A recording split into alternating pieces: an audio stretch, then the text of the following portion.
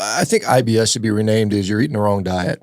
I mean, honestly, I think that's what they should call it, honestly. And it is kind of a catch-all for anybody that comes in with just digestive pain, issues. And I think it's something like half of all gastroenterologist visits are in relationship to quote unquote IBS. And so, I mean, they even put people on antidepressants for it. I mean, it's kind of goofy how that goes. So you got this lifetime, and we all, I grew up on the standard American diet too, as we all did. I was a kid who grew up in the 70s, and it was Frankenberry and Captain Crunch and who knows other crap. I was eating Cheetos and that type of stuff. So it's interesting. So, and you went on this whole food plant-based diet, which a lot of people I can understand. I mean, it's pushed pretty hard, and it's, there's people saying I feel healthier on it. And in fairness, if you give up a lot of the standard American processed garbage, you're going to have some benefit for sure, I would imagine.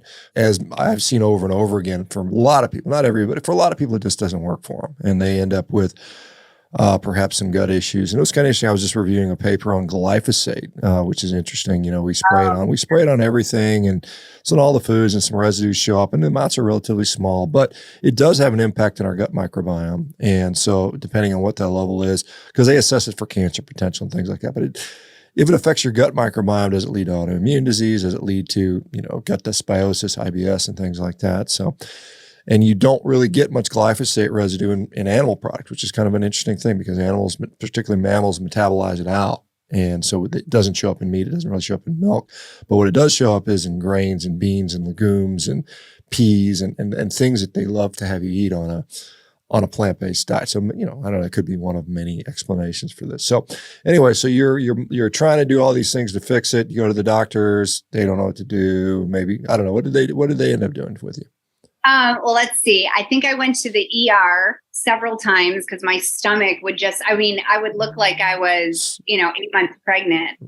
And I would go in there and they would say, oh, drink some Metamucil, eat more fiber, don't eat. I think that was during the time where everything was low fat. So, eating a box of SnackWells was okay.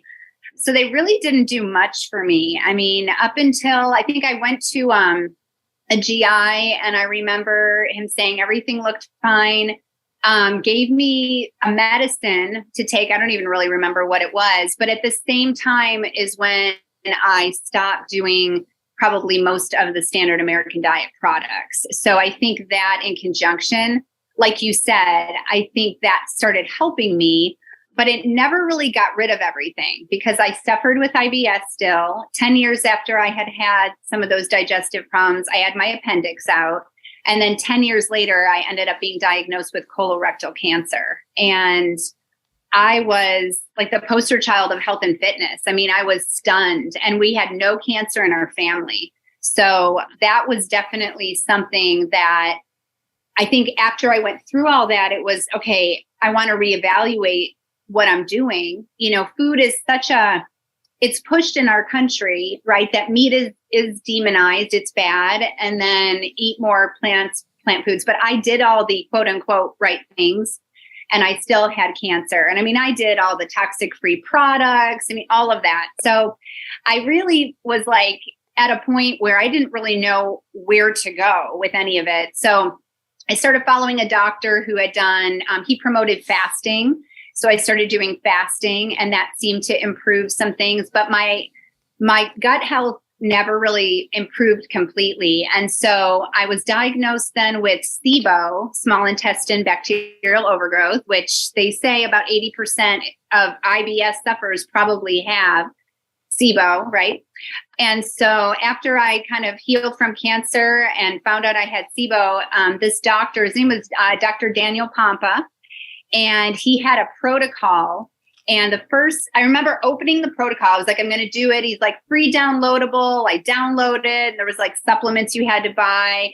And I look and it says the first 2 weeks are on a carnivore diet. And I was like, oh my God, I didn't know. I thought to myself, and I wasn't against meat, but I didn't like meat. It wasn't my first thing that I wanted to eat. So I thought, oh my gosh, I'm going to have to learn how to cook a steak. Like, I don't even know how to cook a steak. What am I going to do? that started the first 2 weeks of the protocol with the SIBO. And I'll tell you what, I felt amazing. And like, I did some YouTube videos on my journey and Facebook lives. And I was like, I have never felt so clear-minded. I think it was so many years that I didn't even know I was suffering with brain fog. But all of a sudden, it was like the veil came down and I felt like I could see things, you know, so much clearer. A lot of my inflammation was gone. I mean, I felt leaner. My stomach felt better. And that was 2019. And honestly, I can't say that I've ever felt as bad as I did prior to 2019 from just doing more meats in my diet. Let me go back to, because you got this colorectal cancer diagnosis, and was that something that required some aggressive treatment? Was it just something they removed on a colonoscopy, or did they have to do a surgical procedure, resection, or what happened with that? So it was a year long of suffering. I did 28 chemo radiation sessions, and then I had to wait to heal. I ended up in the hospital because I was radiated so bad. And then I ended up having to have a permanent colostomy bag. Oh, wow. So that was devastating in and of itself, given what I did for a living and everything else. And then I had to have more chemo after that.